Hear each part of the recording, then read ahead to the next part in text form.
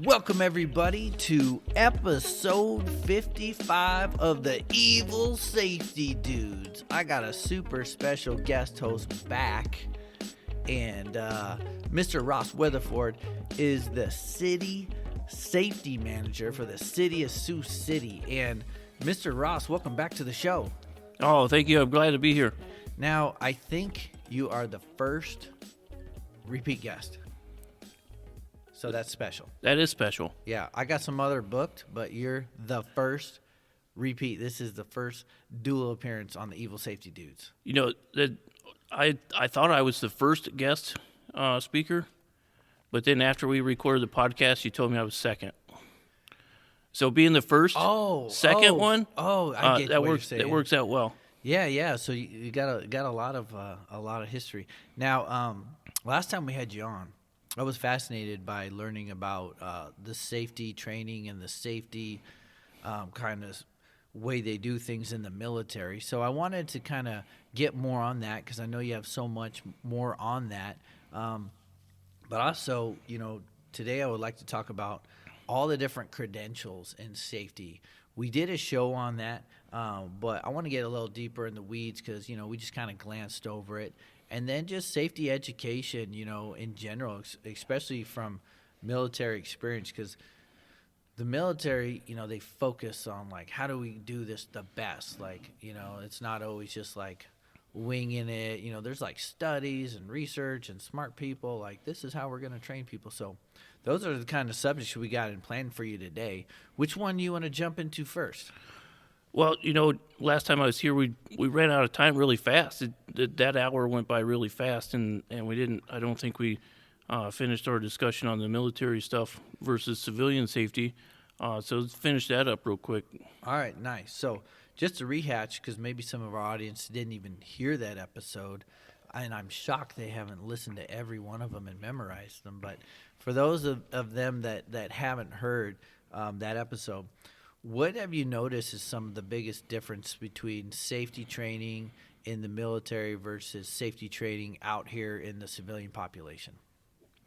Well, I think in the military, there's a big emphasis on everybody is a safety officer, where in the civilian world, it's not necessarily that case. So, in the military, the supervisors have a role in safety for doing the training, doing annual training, doing initial training, doing refresher training, and different offices doing the different trainings that are their expertise. So help me understand that real quick. You said supervisor. Equate that to a civilian role, foreman or line supervisor. I mean, what would that be equivalent in a hierarchy in a civilian job? Yeah, it could be a foreman, could be a line supervisor.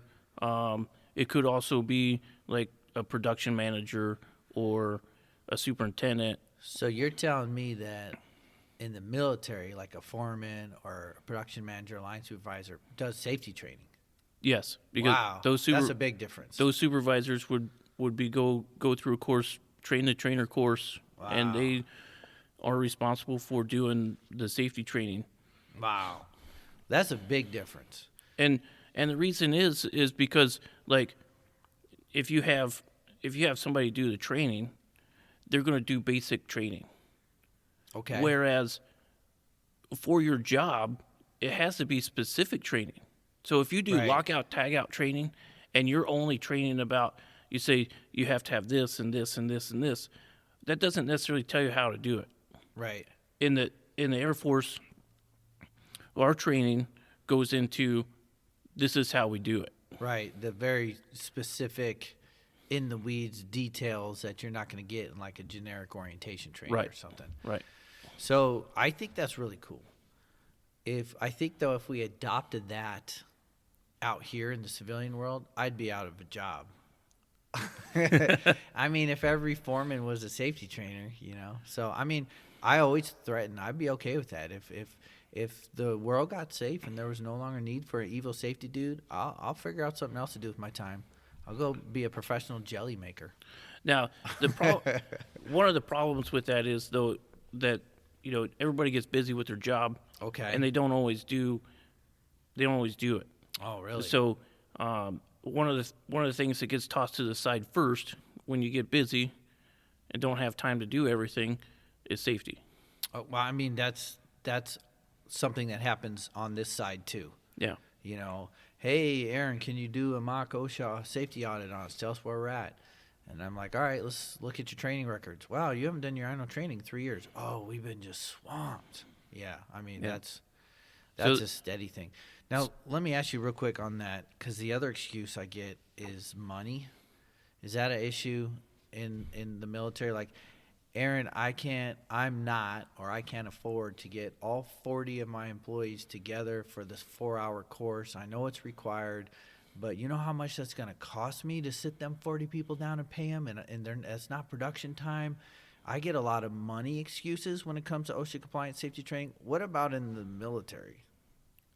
Well, we don't really send people out for training.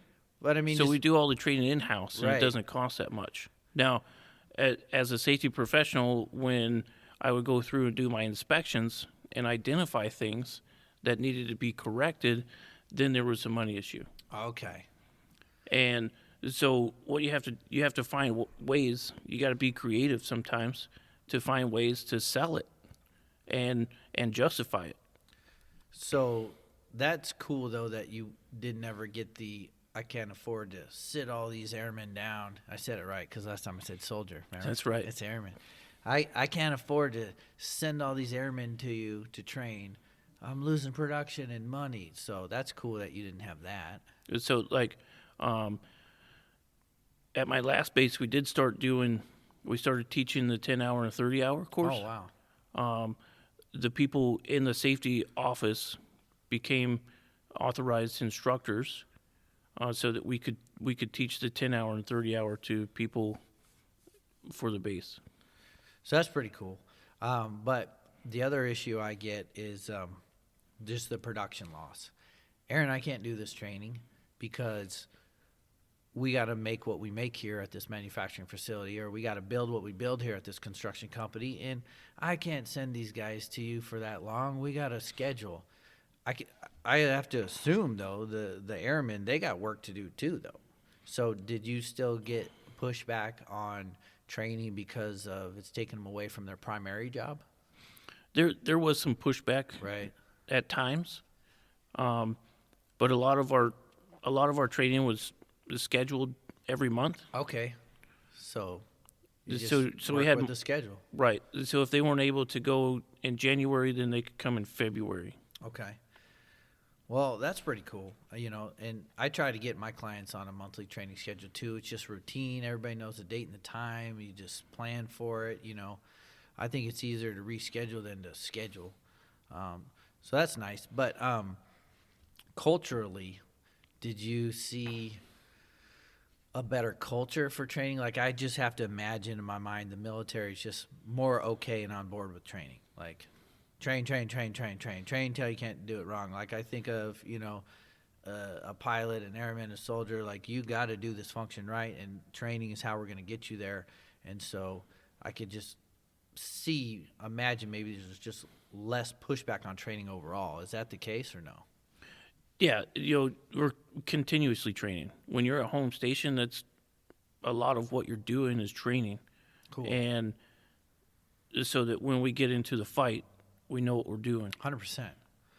That would be cool if that carried over to the civilian world. If we're like, train till we can't get it wrong, and just this emphasis and this zeal for training. That would be cool to carry that over somehow. All right. Well, back to the original question. What are some of the other differences that you've seen besides, the supervisors having to do training, which is kind of mind blowing for me to think of that, which is cool. What else?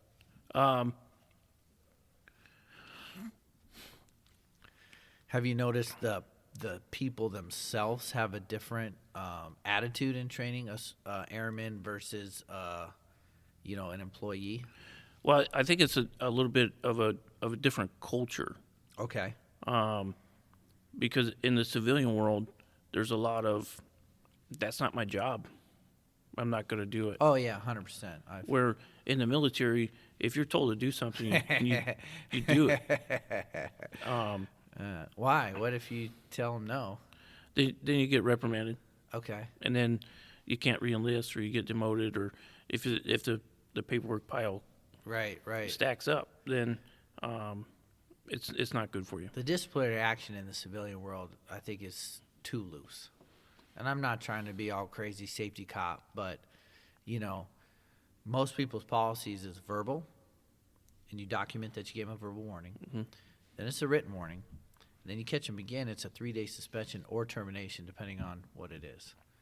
But how they actually do it in reality is 55 verbals, and then a written, and then you catch them again, and then nothing happens. Right. And then that makes it difficult to hold them accountable. Yeah. But then, at what level do you stop holding people accountable? So, at the bottom level, you have the person who did it. Okay. But what about the supervisor who allowed that to happen? 100%. Do you hold them accountable? Do you give them a warning? I wish they did. I mean, did they do that in the military? Yeah. So the supervisor get in trouble for somebody he's supervising that's not following the rule. Oh yeah. Somebody at the bottom gets in trouble, goes all the way up. And There's even some commanders. Okay. Got in trouble because of the things that the new airman did. I'm 100% on board with that. I think and I've actually got some companies to do that, and their safety culture improved drastically. When the foreman would get in trouble for something one of his guys did, that really changed the culture. When they're like, whoa, yeah, I guess I am responsible, and yeah, I guess I knew they were doing it wrong, but it's a safety guy's job to bust a guy for a safety rule. I got to work with these guys every day. I don't want to be the bad guy. And I tell him, I said, look, you're already the bad guy. If you're the foreman, you're already like, hey, you didn't dig that deep enough. Hey, you didn't weld that right. Grind that down and redo it. You're already correcting them. Why don't you just add safety to that? I never understood that, Yeah. So even for off-duty mishaps, commanders would be held accountable. Now, I don't know if I want that to happen to me in the civilian world. Aaron, you're in trouble because the guy you supervised last night got drunk and got a DUI. Absolutely, yeah. Oh, man. Yeah, maybe that one could stay in the military. Yeah, so depending on the base that you're at and the commanders that you have, I was at a base that had a problem with DUIs. Okay. And every time there was a DUI or within your unit, then you would be in formation on Friday in your dress blues. Everybody. Yeah. That's like using peer, the culture to curb a behavior. Mm-hmm. Because then the peers who didn't do it, who got affected, when they see you starting to overdrink, then they're going to get on you because they don't want to have to do that thing. That stuff works. Yeah. So there's people that still do things that aren't supposed to be done, or Right. A lot of it's behavioral. Wonder how we would incorporate more of that peer management for safety violations in the civilian world, because we can't have everybody in uniform. What'd they have to do on Friday? So on Saturday morning. Saturday? Oh, well, that sucks right away, Saturday morning. It'd be a Saturday morning. You'd have to be in formation. So would they normally get a sleep in or no? If they didn't have to do that? Or just something not as bad? On Saturday, you can do whatever. You can usually do whatever you want, Nice. unless you're on weekend duty. Okay. So instead of doing what you want, you got to be in formation, probably early. Mm-hmm. Like how early you think? Like 7 a.m. Dressed correctly. Can't just slop it together. Right. I imagine. I watch a lot of TV. If your uniform's not right, you got in trouble. Is that real? Right. Yeah. And then what do you do in formation? Then the commander would be out there talking about how to do things better and what we should be doing and what we're not doing. Okay, so safety training, kind of training. Kind of. But you got to stand. It's more of a lecture. Okay. Yeah, I've been through some lecture safety training. So I don't know how that'd fly in the civilian world, but it's a funny thing to explore. If we caught one guy breaking a safety rule, he's grinding with no guard. Well, then Saturday morning on your day off, everybody's at the the training center 7 a.m. in uniform for a lecture. Yeah. I don't know if that'd make people hate safety more, or if that would get them to. I if it was me, it would get me to quit doing it and to enforce it, because I don't get to sleep in often. Yeah. So you're gonna make me miss my Saturday. You better put that guard on, punk. Well, you've got so much stuff going on. I don't know when you get any sleep at all anyway. That's why it's precious. So something that we could do, I think, is that if somebody's doing something wrong, or if you see a trend of somebody doing something wrong, then you could get that whole work center together and do training specific on that. Okay.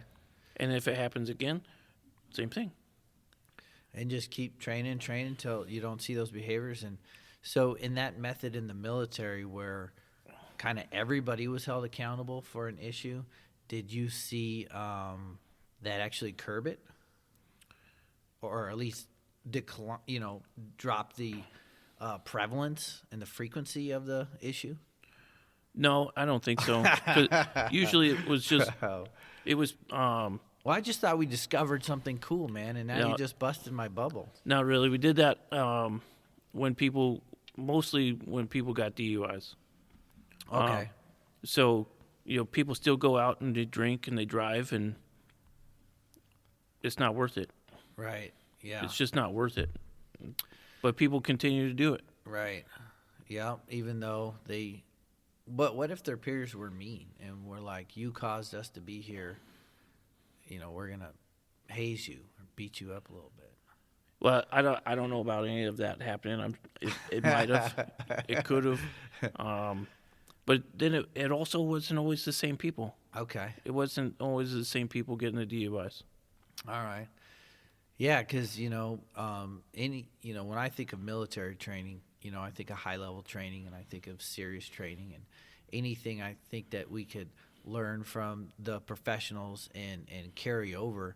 I think some of it might be a game changer. I just don't think in the safety training world we're bringing in all the education experts that we could find and say, how do we do this better? How do we get this right? How do we get these behaviors changed? How do we get the skill level increase? But I know the military focuses on that. Like, we need to get better at this. We're not. It's not working. How do we fix this? Yeah. Do they have any type of roundtable committees where they're like, all right, we got to issue all of us heads. Let's figure out what we're going to do to fix this. No, usually that does happen. Sometime we have some meetings, and you get the people involved, the commanders and the safety office and anybody else in the room, and we discuss it and come up with a solution. But a lot of things happen at the headquarters Air Force with the general. So it's coming from the top down. Then it comes from the top down. You just get new orders all of a sudden. Yeah. But if it's a new way to train or a new length of training, we're assuming that those people who made those orders, they got together, they brainstorm with intelligent people, and they go, we got a problem, we got to fix this. This is what we think is the solution. And you try that. If it doesn't work, try something else. Yes. I just don't think we're doing that as much on the civilian side. We train on forklifts, but we still have forklift incidents. Let's revamp everything. Why? That definition of insanity, doing the same thing over and over again and expecting a different result. Mm-hmm. Well, a lot of people are training the same way over and over again, and it just hopefully we'll have a change in behavior or function. But, we got to change something, Well, that's where you have to make the training relatable. Right. You have to make the training so that they understand it and they get it. They understand the reasons why, and the reasons for the purpose of the training. Right. We're not doing it just because we want to because it's fun. Right. We're doing it because it's going to kill people. Yeah. If we don't do it the way that it's supposed to be done, people are going to get killed. Right. And in the military, there's a lot of things that the military does that could get people killed. 100%. And there are people that die in the military. Right. It's a hazardous in job. workplace accidents, but we do investigations and we get to the root cause, and we try to correct that and try to fix it. But in some of the more dangerous things that are done, the safety is built into that. Okay. So there's an emphasis on safety for everything that is done in the military. That'd be cool. I don't know if that's always done in the civilian world. You know, there's always a safety guy or a safety gal waving their hands and going, "Hey, upper management, we gotta do more. You know, we gotta do more. I've identified a bunch of risks and hazards in these job tasks, and we're not adequately addressing them, you know." And then sometimes they listen, and sometimes they're like, "Well, we've been doing it this way for 20 years, and we've only had one death, you know, or no deaths, so why you're telling me I got to change?" But it's nice to hear that they're like, it's integrated. It's all like one. Mm-hmm. It's not just you trying to push it. It's already there. Yeah. So, that argument about this is how we've always done it Right. is not a... You've heard that one before? It's not a good one. I've heard it a ton.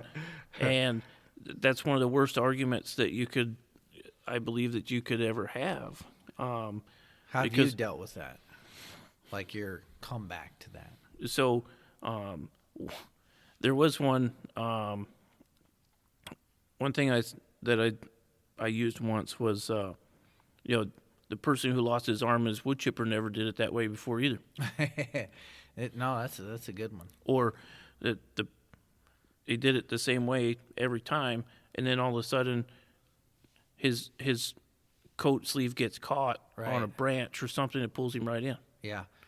I've heard it dealt with, well, there's a first time for everything, you know, and I've also heard it dealt with getting more technical on teaching the law of averages. You know, oh, well, if you have done it that way for 20 years, incorrectly, unsafe, you're due. Or I've heard people use gambling analogies. Oh, so you've been feeding the slot for 2 days. It's about to pop, you know, like. Yeah. I'm not a fan of the gambling one. It is a gamble, but it's a risk, and you're doing some risky behavior that needs to be corrected. And it's like the iceberg, or the accident pyramid. Right. You have so many minor things that happen. Yeah. Before you have that one big one. What shocked me, what kind of got me about that when I started learning about that, someone told me today's near miss is tomorrow's fatality. And that, like, just saying it that way to me was like, whoa, I have to put more emphasis on near misses, Mm-hmm. you know, because we got lucky today. And in every fatality, every serious injury, every injury, if you look at the chain of events that led up to that, Right. if you remove any one of those things, Right. it doesn't happen. Yeah. So Yeah. it's not like you're changing your whole world. Right. You're changing one thing. Yeah. You change one thing, and then that injury doesn't happen. Yeah, and you know, it's funny how sometimes us as safety folks, what we recommend is a very small thing to change, but people act like we're telling them to, you know, rewrite the Constitution. It's like this is going to add 3 minutes to your job. I get that, but come on, people. Well, You know. so what I'm doing, so with my job in the city, Okay.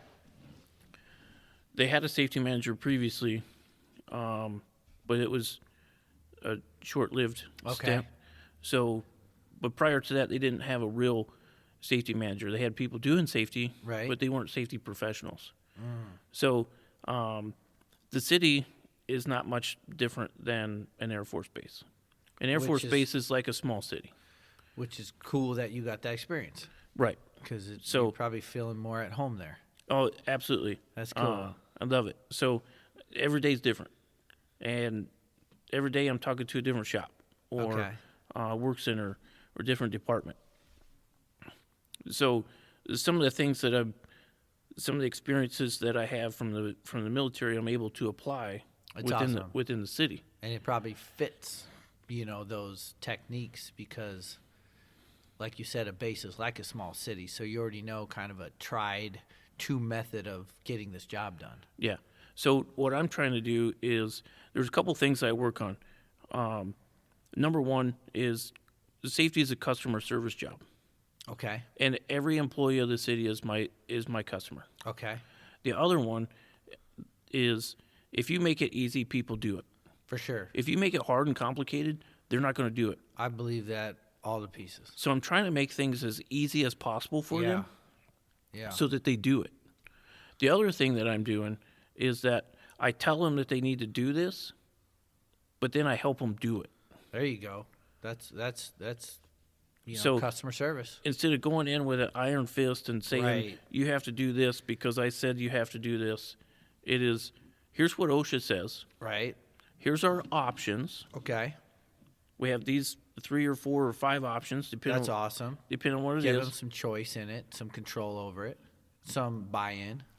This is what I think would be the best way to do it, but these are the other options. Yeah, these are all legal too. And then I help them do it. That's awesome. Yeah, that's a good technique.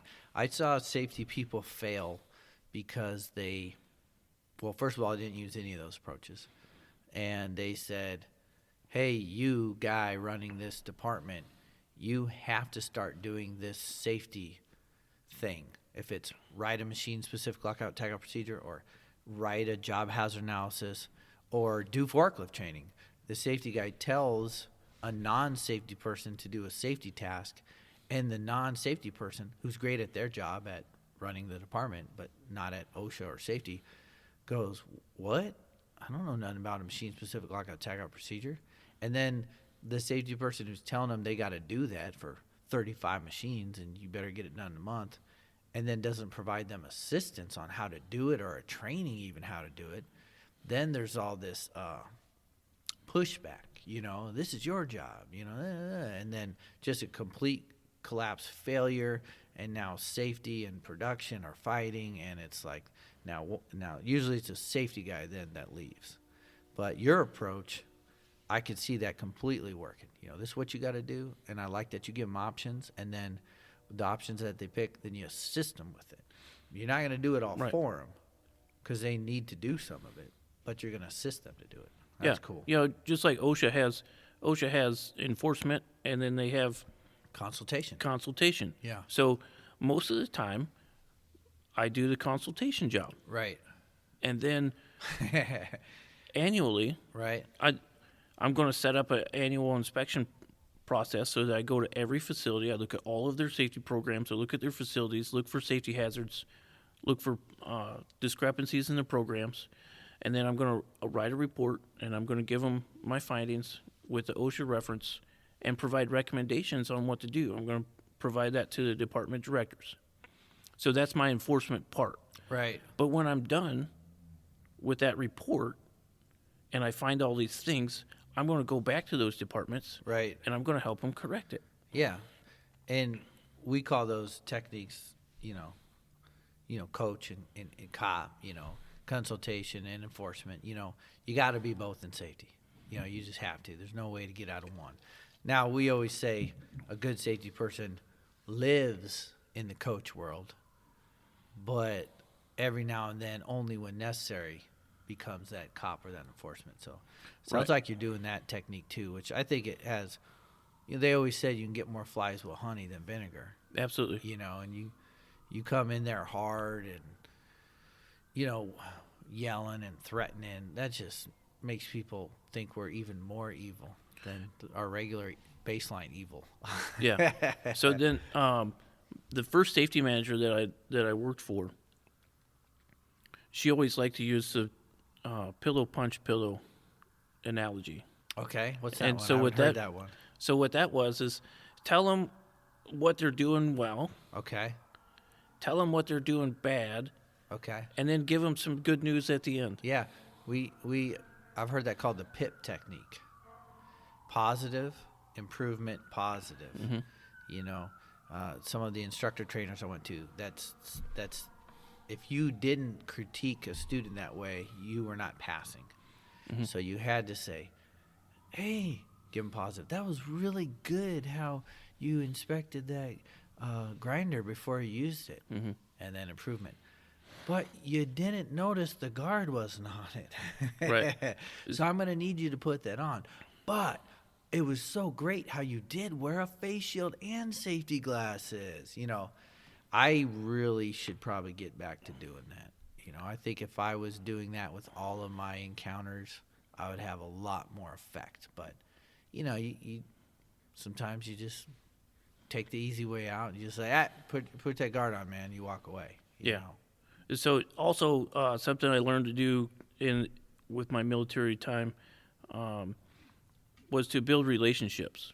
And so every time I go out and I'm working with the employees or the managers, the supervisors, whatever it might be, if I'm in an office, I look around the office to see what's like hanging on the walls or what's sitting on the desk to try to find something, to find that common ground, something that I can talk about, right? That they are interested in, or or just talk to them about some things and find some common ground that we can talk about. And then I talk to them about that for a while, right?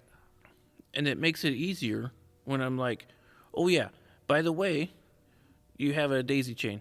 Yeah. You got a power strip plugged into a power strip. Yeah. Or your emergency exits are blocked and you can't have that. Or that your eyewash shower doesn't meet the standards. Right.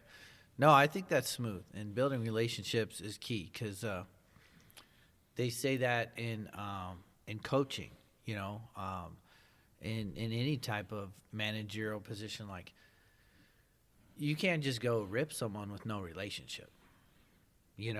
Right. When you got a relationship, they'll hear it from you. But when you have not put in any effort at any time and you want to just go rip someone, you're actually just doing damage to your ability to do your job. Right. So then that lets them know that I'm not there to get them. Yeah. I'm not there for the gotcha moment. And everybody thinks that's why we're there. I'm there to help them. And it shows them. And then when I keep going back, then they see that I care. Yeah. And they see that I want to help. They see that I want to make it better. And I'm gonna help them, and I'm gonna make it better. I was talking to my friend. He was on a couple podcasts ago. He got to go do safety in Antarctica and tear down the old Edmondson Scott Research Center that's at the Navy Seabee Museum now. And he said, I was the go-to guy. They didn't look at me as like the evil safety dude who's out to destroy our lives and make us work harder and get us fired. He got to the point, not that he couldn't do his job and he turned the other way, but he got to the position on that base that, go-to guy. And man, if every safety person could get there, where they're like, that relationship, we know they're not out to get us, they know they're actually here to help. We got something that looks a little wonky with safety, call Ross. We're there calling you instead of always hiding from you. Don't call Ross, don't tell Ross, So it sounds like that's the approach and direction that you're going with. So that's pretty cool. Yeah, and so I'm starting to see some of that. Awesome. Where people are calling me, asking me what they need to do. That's big time. How they should do it and what they want me to do or what I want them to do. That's a measure of success, I think, as a safety professional. When I walk on a site and everybody runs away from me, I'm failed. Mm-hmm. When I walk on a site and people are finding me, I heard Aaron's here. Where's he at? Oh, I just saw him over there. Hey, Aaron, I got a question for you. Now I'm like, all right, man, we're doing something here. They know I'm here to help, and they want to do it right. We got the culture shifting, and they want to get, the expert opinion. They don't want to wing it. They want fresh eyes on something. That's a true measure of success. So that's good to hear that you're doing that. Or they're like, hey, I want you to come take a look at this. Yeah, that's super awesome. Instead of what happens a lot. And I've heard, this is messed up, I've heard foremen, line supervisors, production managers say this to people. Hey, that's a dangerous job. So this is what I want you to do. I want you to do it on Saturday when the safety guy's not here. Yeah. That's the wrong culture, man. That's not the way to, that's not I right. don't know if you've experienced that. They told me to do it when you weren't here. Mm-hmm. You know, that's like, but also it's kind of, I look at that as a failure on my part. Like, okay, they need me, but they won't use me. There's a problem. Some of it may be on me. Maybe I'm too hard, or maybe the culture is just shot. You know, but there is an issue. I want them to say, hey, we got this dangerous job coming up. Can you look at this? That's what I want. Yeah. You ever heard that? Do it when the safety guy's not here. Yeah. Yeah. All right, well, let's do a little switch in gears. So before we do that, let me Okay. go back to discipline for just a second. Okay, yeah, please. So as a safety professional, as a safety person, I want zero part of discipline. Okay. I want supervisors and the work center Oh, I get where you're management going with that. Yes. to do that. Yes, 100% Because agree. if somebody talks to me, Yeah. every time I talk to somebody, they get disciplined, Yes. they're not going to want to talk to me. Good cop, bad cop. You're I always want- a bad cop. I want people to come to me openly. Yes. And when I'm doing an investigation, I need to know the facts. Right. That's what I'm searching for. Yeah, So I they need gotta be- people to talk to me openly. Yeah. So I don't want any part of the discipline, and I've tried to make that clear to my boss. Yeah. And so that's all of that. I want to leave up to leadership, HR, the manager, Right. the supervisor, whatever it might be, for discipline. I will provide you with the facts. Right. I will provide you with what happened. Right. I'll give you the investigation report, but I want no part of the discipline. No, Whatever I whatever totally you do get is that. up to you. Yeah. So I think the only way people are actually going to be safe, one of Aaron's keys to safety culture changing, is that immediate supervisor is enforcing safety. Mm-hmm. You know, the boots on the ground boss is going, hey, put your hard hat on. Hey, put that face shield on. Hey, get your gloves on. But yeah, when enforcement is all on the safety guy, nobody's ever going to do it unless they're there. Mm-hmm. And that's not a way to run anything effectively. Because let's face it, if we can't be everywhere at once, and especially in your position, Not at all. if you took one day a week and just drove to every single city site and made eyes on every single employee, and that's all you did in 8 hours, well, that's cool. But as soon as you leave one area, they could just go back to business as usual. So Yeah, they could. it's never an effective way to enforce safety is having one guy do it. No. I've walked into a room on a construction site and seen everyone throw their glasses on, put their hard hats on. I hear click, click, click, click, click. Everybody's tying off. I see people moving around the pipe racks. I'm hearing click, click, click, click. So I know they're not doing it, Right. except when I'm there. Mm-hmm. And so I know we got a problem. So I really like that. I always felt if we can get the immediate supervisors to enforce safety, now we can start doing it because they're there all the time with them. And us safety guys cannot be there. Right. Even if they told you, I want you in the field 100% of the time. Well, that won't work because you got a million office things to do. And your field is so vast, there's no way you can, It's huge. You'd It's have a to, lot. You'd have to split yourself. You have to clone yourself 20 times, Yeah. So, So unless you have any questions, I have one more thought okay. on my military service and safety. So the training and the experience that I got being a safety professional in the Air Force Okay. has set me up for success in the civilian world. Well, that's cool. Some of the terminology is different, Right. but It for the always is. most part, safety is safety, whether you're in the military or if you're in the civilian world, the private sector, the public sector, it doesn't matter. Right. Safety is safety. Yeah, OSHA is OSHA. So it's all the same. it is. So a military member with experience in safety can come to the civilian world and be very successful being a safety professional. I'm doing a lot of training with military professionals right now, Apache pilots and all kinds of different folks. And it seems like in the Air Force particularly, they seem to go into safety when they leave the military. Because I'm in a class with all these guys, and they're all got their 20, 22 in. They're all transitioning out, and they're all going into safety. And I asked them, like, why'd you guys go from that to this? And they said, it's kind of natural. Like, safety's already a track in our program, and we're already safety people. So it was just a smooth transition.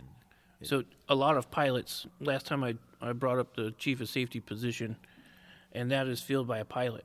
Okay. So typically the pilots, and they're responsible for safety. So they're, Right. they're, everything they do is safety, revolves around safety. You got to land the plane safely. You got to fly the plane safely. Pre-check. So many Pre-flight things. checks. So yeah, it is kind of natural. And then those pilots have been in that position that's equivalent to a chief of safety, or would be like the director at a corporate level or whatever. Right. They're already primed it's and kinda, pumped. It's just like, right. I've been doing it already forever. Might But as well that's- do it for a bunch of construction workers now. But they haven't been specific into the OSHA standards. Right. So yeah, okay. they do all this stuff that is revolves around safety, but they don't really know about the OSHA standards. Right. So there's a learning curve, but it sounds like they're already in the mind frame and understand. They do know some Yeah, basics, and they yeah. have some background in it. Yeah. So the classes that I'm in with them transitions to our next subject really well. They're all becoming. They're getting credentials. We're in these classes together. Barton Community College in Junction City, Kansas, has got these grants, and they're putting on these courses for a lot of military, and I get in on them too. And through my involvement with the Community College Consortium for Health and Safety Trainers. And so we're in these grant-funded courses, and they're helping all these military folks transition and get them credentials. So when they do get out, then they could have credentials and get safety jobs. So it's a really cool program. And so some of the ones that they're getting, one of them is a SSH. It's called a Specialist Safety and Health. And these are all done through like the National Safety Councils and things like that as well. And then a lot of them are also getting a CSHO, which is a Certified Certified Safety and Health Official. And then some of them are getting the SHEP, which gets into a little environment. It's the Safety, Health, and Environmental Professional. And then this one just changed, and I can't remember what name they changed it to but the old name was the PSSH, the Public Sector Safety and Health. And so these folks are getting these. So that's pretty cool. Now there's some fancier ones, though, and I understand you got one of them. Yeah, so all of those are through the OSHA Ed Center. Okay. And so you take the OSHA courses, 2264. Yeah, they got a list. So many 7410. required, so many electives. So permit required spaces. Yeah. And then they have there is a track for general industry and construction. And those are good. I think those are good. But there are some others that are better. Okay. And so, whatever certification or credential that you have, it's all good and I great. tell everybody, collect them all, especially if somebody else is paying for it. Never turn down a credential. Right. Depending on what you want to do. So, we had a chief master sergeant who was basically in charge of our career field, who was the first person in our career field in a really long time to become CSP, or a certified safety professional. So he pushed on that. He pushed that and advocated for everybody to become. That's pretty cool. To do ASP and CSP. Is that through the Board of Certified Safety Professionals? Yes. I had to Yes, mumble it that acronym because I wasn't sure I was going to get it right. Yes, like it is. BSCB or something. Yes. Okay. So the Board of Certified Safety Professionals, so BCSP, Okay. and they have more than just that. Then there's different pathways to the CSP, but he kept pushing on it, and at that time, I was like, that's not really something I'm considering. It's not something I want to do. For what I want to do in the future, I don't really need that. Okay. But then there's something kind of clicked, and it was like, why not have the top certification? For sure, especially somebody else paying for it. But there are some different pathways to it. So Okay. all of the ed courses, I've taken a lot of ed courses, and I got at one point I got the COSHO, Oh, nice. the CSHO, Okay. from the OSHA Ed Center. Cool. I was an authorized instructor for the 10-hour and 30-hour. Nice.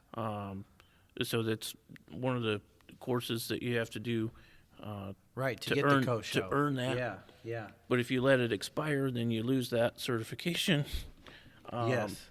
So then there are some others out there that you take. So you take some courses, you get a certification.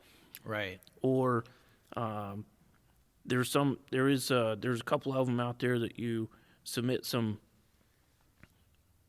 Like an application or like something. an application that shows your experience and your Okay. education, and then you pay a fee, and then you get Okay. you get these letters at That the end of sounds your name. that sounds good. I want to get Yeah. a couple of those. But in my personal opinion, the ones that you have to test for Right. are the ones that are going to hold more weight. Right. And the golden standard in the safety world is the CSP. Yeah, I think that's still the- the top. I mean, for certifications, I mean, you got degrees, you can get a master's in safety and stuff, but a lot of these big fancy jobs are requiring CSPs. If you're Right. going to be like get a good, high paying safety job, they want a CSP. Yeah. Sometimes they'll say master's in safety or a CSP. Well, so the most recent survey, Okay. I think it was from the board of the BCSP. Okay. Safety professionals who have a CSP, the average salary is 110. Nice. Yeah, that's a big selling point. That's a lot. Yeah. Also, those who have a CSP, on average, make 34% more than those who don't. Wow.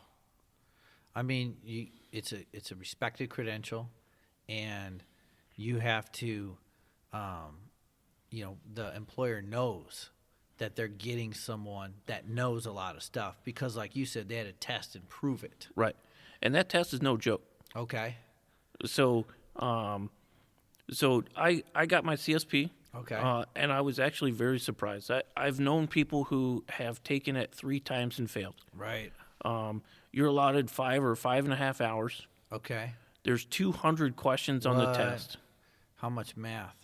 Um, So you got to calculate For- like CFMs and like, so I did the ASP test and I failed it. okay. But when I did the CSP test, I passed it. Nice. So the math, there wasn't a whole lot of math Okay. on the CSP. I think there was more on the ASP. Okay. But one tactic that I used is, and most of the prep courses is going to tell you, save the math for last. Okay. Get through all of the other questions, Right. and then go back to the math. Okay. Because it's going to take you some time. Right. And You're you going to don't have to wanna use the formulas. You're going to don't wanna have to do some stress. calculating. Right. And the math is typically not going to either. If you don't get all the math right, you're not going to fail. Right, because you could miss so much. Yeah. Yeah. So, but the BCSP has made it a little bit easier, I think.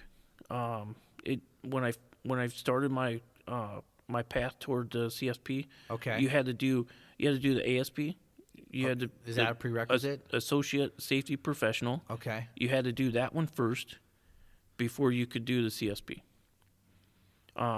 But since they've added the TSP, they've added Really? which is a Transition Safety Professional. Okay. I think that's what T stands for. Okay. But then there's also the GSP. Really? So graduate safety George St. professional. Pierre? That's what I think when I think of GSP. It's UFC. So the GSP, and then the military, the Army has this program, CP12, Okay. which the BCSP recognizes as the same as ASP. Well, that's kind of cool. So if you And- got that, it's right. they'll So then, count it as that. With that, I could have used the TSP path. Okay. So then if you're a TSP, then you don't have to do the ASP. By the way, safety people love acronyms. If you're a GSP, then you don't have to do the ASP. Okay. You could just go, once you have that, then you can go do the CSP. So there's a few different paths to getting the CSP, Right. and there are prep courses for it. There are prep courses. And would you recommend taking those? ASSP has one. There were a few other private companies that have one. There was one, SPAN EHS, Okay. that was a good one. I know the owner, or the previous owner of that company, since sold it, he's working on making something bigger and better. Okay. But Bowen EHS is a good one. Nice. That's the one that I used. Did you get is it all online prep? You get a book, or It how's is. that work? So when you sign up for the course, it's all online. It has a certain time, but you don't have to attend when it's live. Okay. You can if you want your questions asked. So that's a good. Well, that's cool. But it's all recorded, so you go Nice. back and listen to the recording later of On the your own instructor time. and follow through the book. And then after each session, there's questions that you have to answer. And then it was really good. It gave me some stuff, and if you do that right before you go test, then it's fresh in your mind. Nice.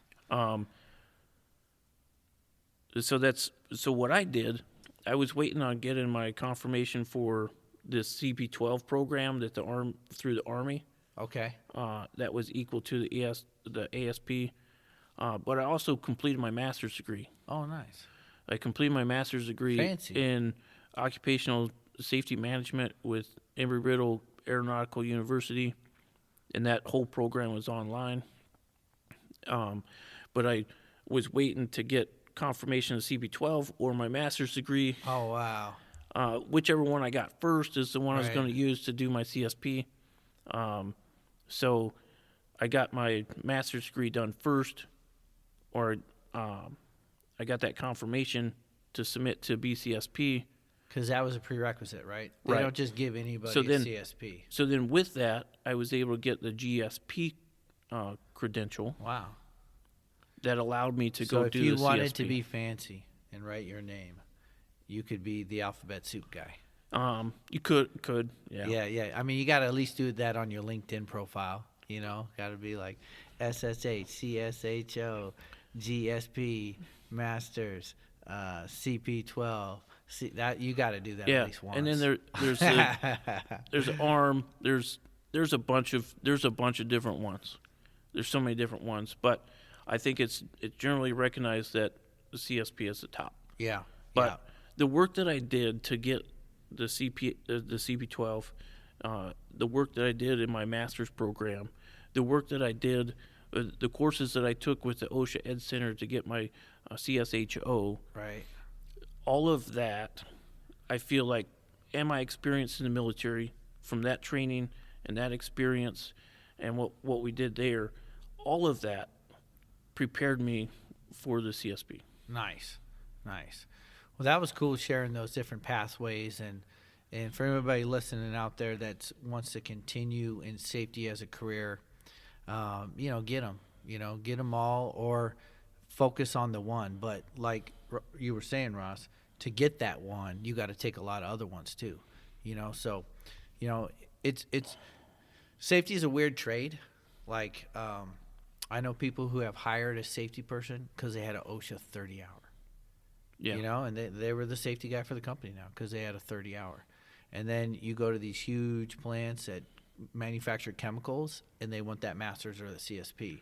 There's not like, so as a registered nurse, there's this national boards we have to take. Not everyone can just be a nurse. Not everyone can just be a doctor. Like, you got to take this test to see if you meet these minimum like federal standards to do this job anywhere in the country. And there's not that in safety. So it's all over the board. But I recommend safety folks to go get these credentials, because most safety people that I know that are working in safety, their job will pay for them to go get a class here and there. Right. And people that aren't taking advantage of that, I think they're missing a great opportunity to better themselves as a safety professional, but also just better their career, to get a little bit of alphabet soup. I mean, I've been accused of being a certificate collector. Yeah, you betcha, man. I love being the student. I'm always the trainer. Anytime I get to go sit and be a student is a good day for me. Let me learn. I'm going to be a better trainer when I learn more. So I encourage every safety people to go out and get some of that.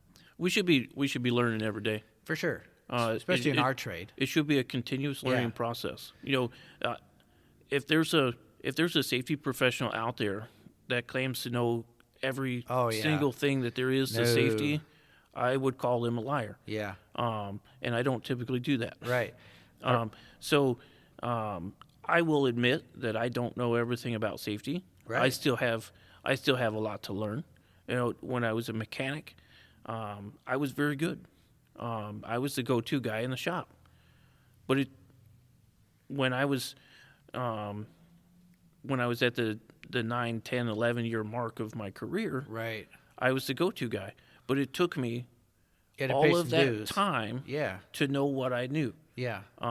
So I'm 11 years into my safety career, and it's taken me 11 years to know what I know today. Right. But I'm never going to stop learning. I'm never going to stop trying to get better. You can always improve. Something that safety professionals need to do, though, when you're trying to get a job, you need to make you need to make employers understand, or you need to help employers understand what your credentials are. Okay. So if they want a 30-hour and you don't have a 30-hour, but you're a CSHO, right, you can teach it. Maybe you don't have that 10-hour or 30-hour card. Okay. But you can teach the 10-hour and 30-hour. That should be better than a 30-hour card. Yeah, sometimes the employer doesn't know what your credential is. Or they just think you should have this one. If you're ASP or TSP or CSP, that should be better 100% than a 30-hour. Because really, in reality, a 10-hour and a 30-hour is nothing. No. It's not nothing. It's something. But it's very basic. It wasn't designed for the safety professional. The 10-hour was designed for a laborer to recognize hazards. The 30-hour was designed for a foreman to recognize hazards and have an idea how to fix them. They weren't designed for the corporate safety director who was in charge of the safety of the whole company. It's not really a safety professional credential, even though businesses are using it as one. It's a misuse of that credential. Or if you have a bachelor's degree in safety, that should have more weight than a 30-hour. Oh, 100%. Because the 10-hour and the 30-hour, they're basic courses about what OSHA says about a subject. Right. And you only get an hour on each subject. So I feel like if you want to take courses and stuff, if you're a safety professional, you should be taking courses with the National Safety Council, ASSP, right, or through the OSHA Ed Center. Though you're going to get a lot more information when you can spend 4 days 100%, yeah, on confined spaces, yeah, rather than 1 hour, yeah, in a 10 or 30-hour course. You're going to be much better off. Now, I had to do some continuing ed and take that class. It was, let me see here, I got it here somewhere. It was the OSHA 2264. And I was like, oh, man. I've been doing safety for employee training and safety and health for 20 years at this point. I've taught permanent required confined space entry certification course 1,000 times. I'm like, this is going to suck. But what happened was just what you said. 4 days of permanent required confined spaces, getting that deep in the weeds, picking apart the general industry and then the construction standards and then best practices. I did come away with some stuff I didn't have before I went in, and that's coming from a guy who teaches it for a living. So imagine if you just had the 1 hour in your OSHA 30, and then you went to the 4-day course. Your mind would be like, wow, I didn't know anything about permanent required confined spaces. I was happy I walked away with something because I didn't even think I was going to walk away with something. Yeah. But I did. It was cool. So I think those places that don't have a safety person, is sending their people to the 10-hour or 30-hour is really good. Yeah. But if you're a safety professional, I think that you should be going to those shops and teaching specific confined spaces, specific lockout tagout to that shop. Right. Rather than just OSHA regs. Yeah. Yeah. Rather than just OSHA, because then instead of just telling them what OSHA says, Right. you tell them what OSHA says and how to do it. Yeah, that's And where the what- rubber meets the road. And show them what their options are. Yeah, for sure. Well, Mr. Ross Weatherford, it is an hour already, and man, I thank you for coming back on the show. And I think this one was better than the first one, man. And one last thing is there's a ton of colleges out there Okay. that have safety programs Okay. for people to get associate degrees, master or bachelor's degrees, master's degrees. They're out there. So if somebody wants to get a degree in safety, there's get it. There's plenty of opportunities Yeah. out there and plenty of colleges for people to get it. Yeah, I asked this one guy, he was doing safety for 25 years when I met him. I said, what credentials you got? He said, man, I was doing safety before they had credentials. But that's not the case anymore. Now there's colleges with safety programs, which is crazy. You know, Right. I've met kids who are 18, 19 going to college to become safety people. That was never the case, 15 years ago. And most that's of those really cool. most of those programs are all online. Yeah. Cool. So you can take them anywhere. Find out what the top one is and take it right from your home. All right, guys. Well, for Mr. Ross Weatherford, I'm Aaron Icino. Together today, we are the Evil Safety Dudes. Nice job. You nailed that one. All right. Until next time, everybody, stay safe.